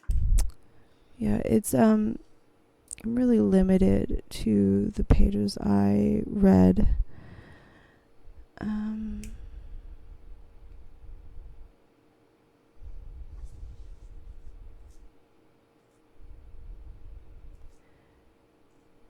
yeah, this appears to be written from a place of extreme privilege. Somebody who maybe went to an expensive private school or university or something like that. Nope. As a response to that, uh, public school my entire life.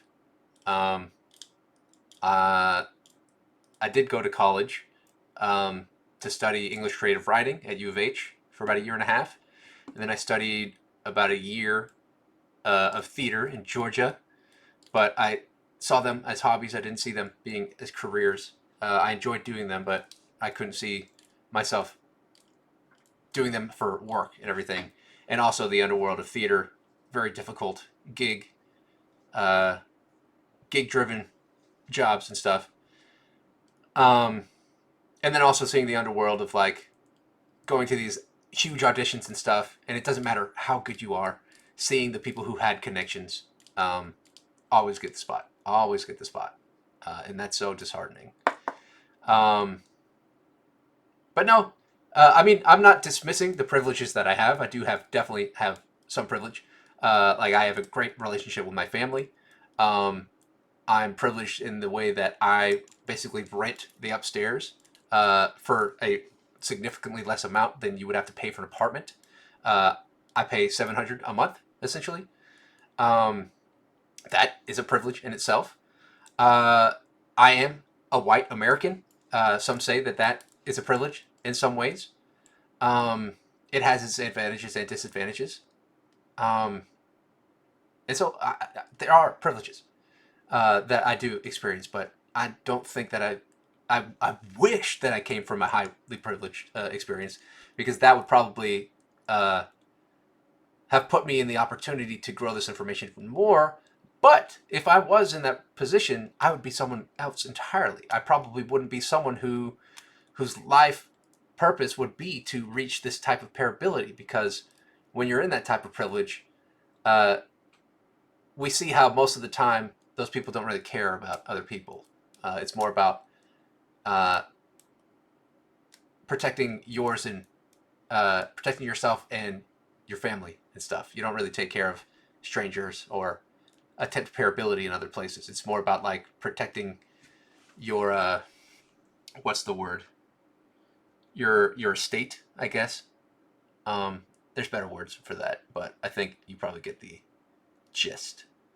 But yeah, there is some privileges that I have in my life and everything. And I think funk has also definitely brought me a lot of privilege, especially since I started writing this. Uh, my life has significantly changed. At the time of doing this, I was basically living I lived as a starving artist for like 10 years. Not really starving, but let's say struggling, a struggling artist. Where I was basically just working from dollar to dollar, doing different gigs and jobs and stuff. Um, and then through doing that, uh, that began forming me into this different person, building this personality and this experience and this socialization, especially through Drawbook. I met like over 14,000 people so far in the last uh, 13 years of that project. And all that experience has formed me into the person I am today, giving me the ability to do this and to even understand it and the experience to do that and why it is being. And yeah, I definitely think that that is a privilege. The ability to do that, to even have this discourse, is a privilege. Because some people don't even have internal dialogues. Some people uh, can't even have this level of conversation. Some people can't speak. Some people can't see. Uh, there's nothing wrong with that. But again, we all have our advantages and disadvantages and privileges and anti privileges, I guess. So, But any privilege that I have, and any further privilege that I have, again, just as I said in this whole treatise, the idea is to share that. I'm taken care of in the ways that I need to be. My needs are met. And as long as my needs are met, I extend myself into the selfless. I take the things that I don't need and share them with the people who do need them in the ways that I can. And I will continue to attempt to do that. The more that that grows, the more that that profits. I'm curious as to life experience and the connection between life experience and some of these things that were said. I understand that that's not what the paper is about. I'm just kind of thinking to myself about it. But I think what really like, because I've always, and I say in the very early pages of this treatise, like I've always been interested in the meaning of life and what makes things tick and everything. Like, what is all this, yada yada. Um, but it was definitely after I left uh, my data entry job in engineering, um, sitting in front of a computer every day for like 3 years, right out of college. Uh, I was just like, this isn't for me. The people that I work with don't have great ambitions in life or in general. Like, they all seem miserable. None of them are really fun to talk to. You know, there was one guy that I really enjoyed at that job, and he was an artist, and so we just flocked together. And at the time, I was composing music on the ukulele and everything. I was slightly doodling, but then he brought me to the venue where Drawbook eventually started, and then I couldn't stop. That project inspired me so much. Just this collection of art and this meeting of people and sharing ourselves as each other and stuff, uh, celebrating creation was just so inspiring that when I got let go from, because one of the sectors burned down from the job that we were hired because we were contracted, and a huge sector burned down because some sand had worn away at one of the pipes or whatever, um, and the whole sector burned down, and I'm talking about like millions and millions of dollars lost, and so they had to make all these cuts, and I was the youngest one at the company, and so I was the first to get let go out of like 4 or 5 people, something like that. Um, but it put me on the path of where I am today because that was when I was like, you know what, I have some funds. Uh, I had a great job for 3 years, and I had saved up and spent my. I've always been pretty semi good with my money. I mean, even though for a long time I was living dollar to dollar, I still was good at stretching that out and having some savings.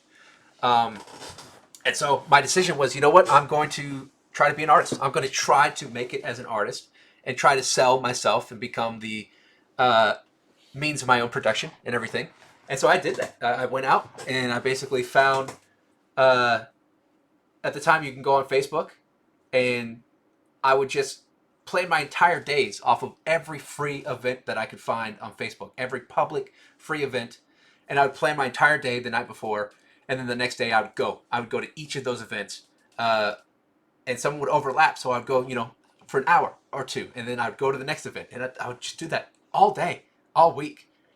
And I met so many people. That was like the the biggest time when I was closest to like forming new friends and relationships and meeting some of the coolest people and having some of the coolest experiences of my life, uh, because I was just going out and living and meeting and connecting and attempting this pairability and everything. And through that, these ideas started forming of, uh, because I was just talking with people about like just stuff like this, and these concepts and things would just come. They would just rise up, they would just naturally come about. And then at some point, the idea of funk started forming. I don't remember the official origin of funk, but I remember talking about it at least a year before I had the pairability meditation, and then that meditation basically just really put things into a greater perspective and deeper understanding. And that's when I just knew that I was going to do this. I was going to write this treatise. Um, and even if I didn't, someone or something eventually would in some way.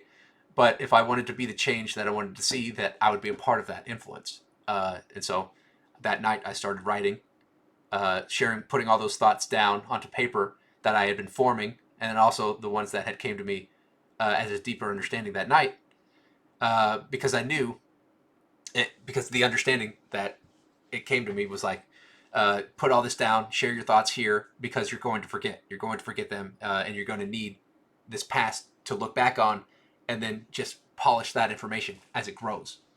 Uh, and we get deeper into that. And so if you want to hear those stories and everything, just follow the videos, read the treatise, um, and then all of that led to this moment right here. And then the fifth edition led to me, because I got a job in sales within the last few years. It started in marketing, and then that just changed my life. I started making more money than I've ever made in my life, because the job before that I was making uh, 40, 45. It was like 40, 45 an hour, being a games master and just partying with people. Because again, the whole experience of Drawbook and living as this artist and working in improv and everything basically shaped my personality into being this like very social person, being able to attempt pairability with everyone and everything, and to just be present in a way. There's more explanation to that, but I was making a good money just partying with people and teaching games at Flight Club. Um, and then I saw that fizzling out. I knew it wasn't going to last forever, and so I started looking for other gigs. And the person in the treatise, Kendall, um, was kept posting on Facebook for like weeks, being like, "I love my job. If you need a job, hit me up. This is the best job I've ever had." And so I was like, "Okay, I'll bite. Tell me about it." And then what she said was like, "Wow, that actually does sound pretty cool." And then I went and did the interview, uh, and the interview was great. Well, they did a pre-interview where they called me. Britton called me, uh, and Britton, if you're reading this, Britton has a signed copy of the seventh edition. Thank you for your support, Britton. But she called and did like the little pre-screening of just checking if I was, a fit for this company. And she was just like, "How much do you want to make?"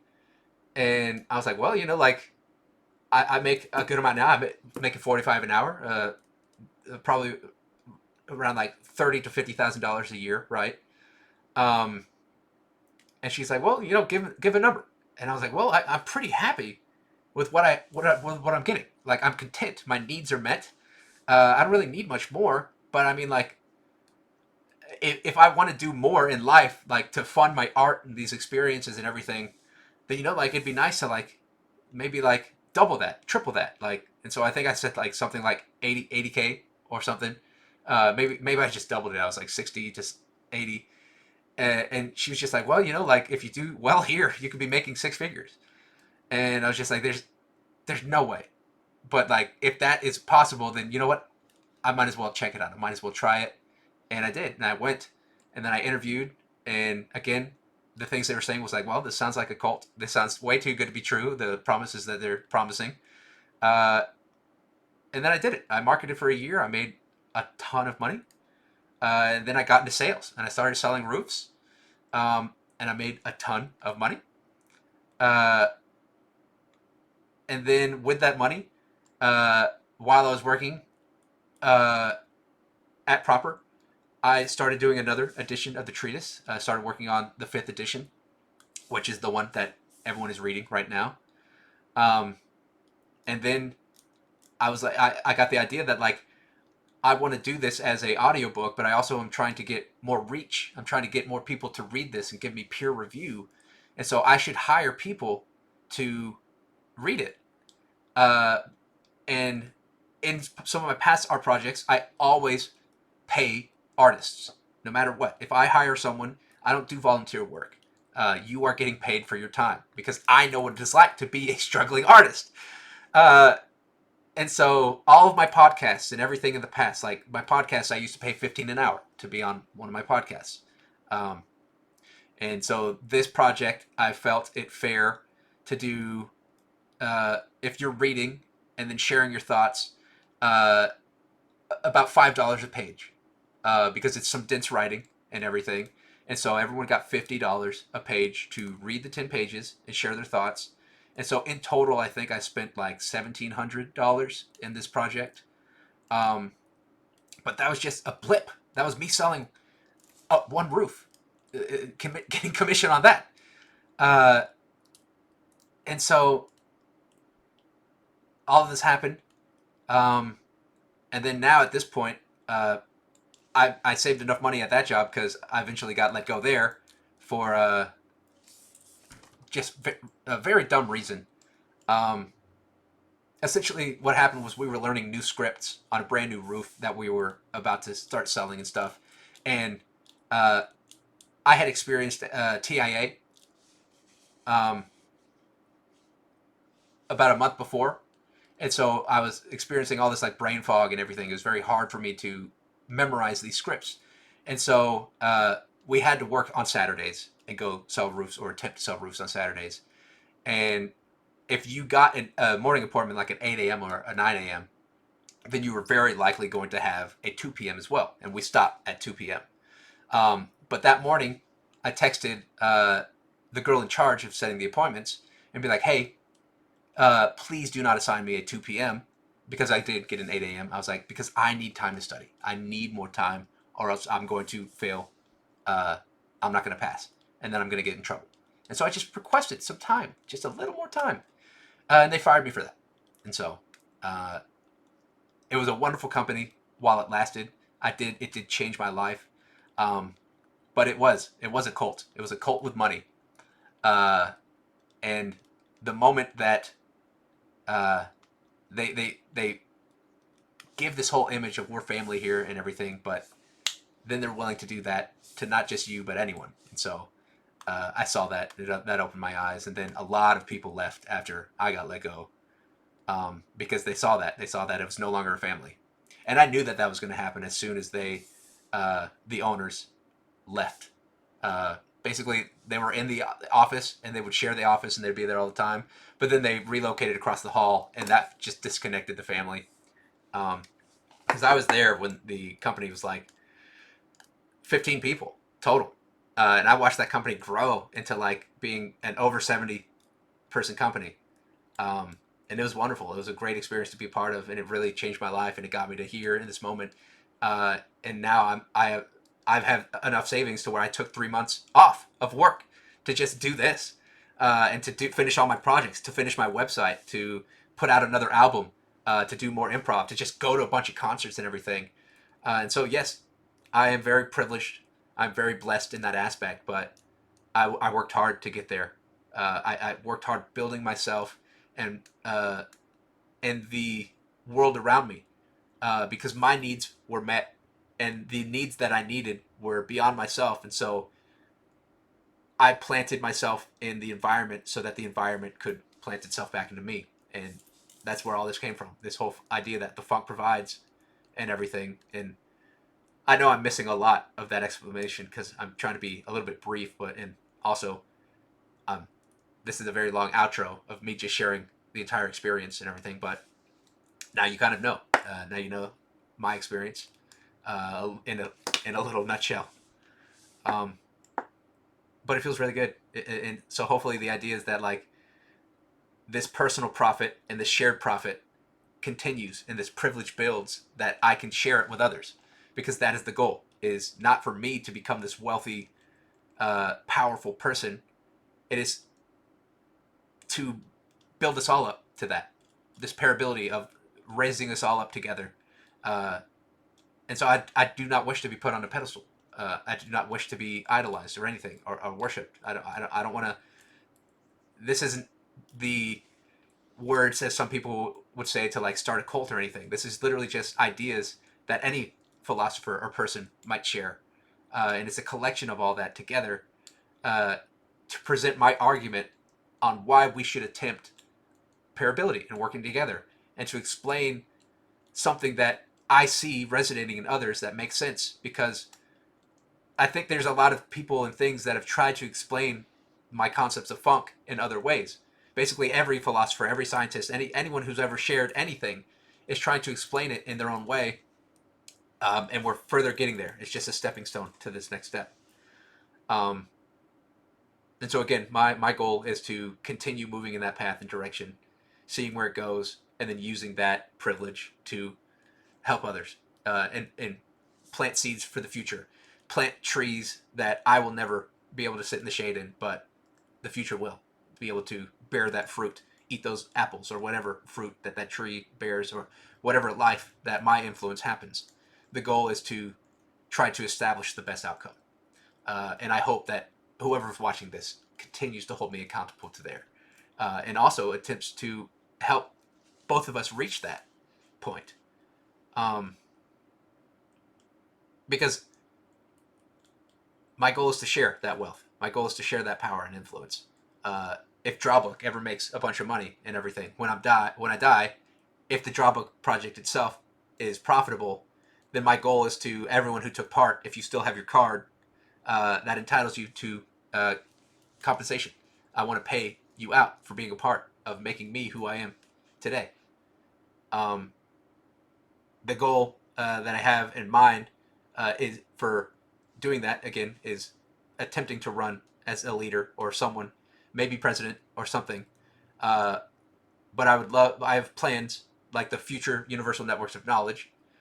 That I also have an economic system based off of trophallaxis that I believe would change the entire outcome of how we pay each other for being. And I have it all worked out. All the math is there. I just need funding to build it. And so I think that once, if this continues growing in the directions that it's going, I think we'll probably get there, or at least something similar to the ideas of. We're just building up to that moment. And if I don't get there, hopefully uh, I'm able to build enough influence and connections that someone else can carry that on for me. But again, the hope is for me to be able to build these things and establish them so that I could build in safeguards so that if I because if I do die or something like that and I pass these things on, there's always the attempt that someone's going to use it to manipulate others to just take that power. Because again, the intentions always start good, but then once it gets big enough, other forces at B come in to try to pollute that. And so my goal is to build a system that helps us escape that perpetuation. And so, uh, thanks for listening. I hope I didn't talk your ear off and bore you with that explanation. Um, I probably did and didn't at times. But that is to answer that. Oh, there's a little more. So let's continue. Other than that, I actually really enjoyed reading this. Thank you. It flowed. It does, and it doesn't. It has its It moments. flowed. The words felt good on my tongue while I was reading them. I don't know how else to say that.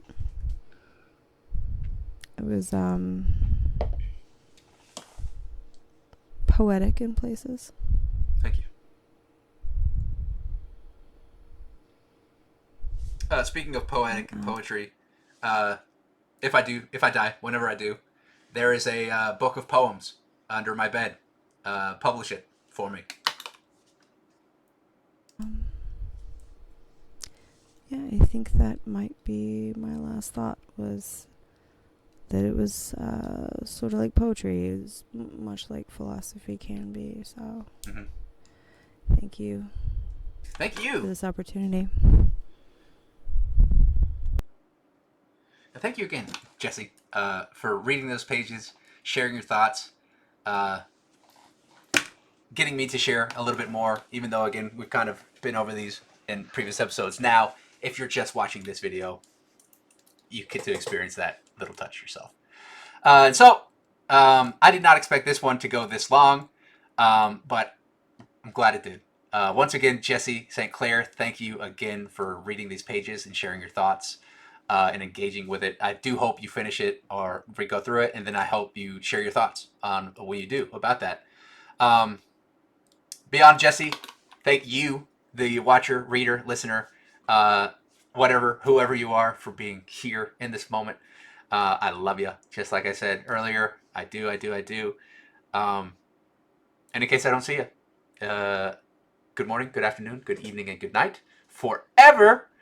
And as always, the funk provides. So, peace!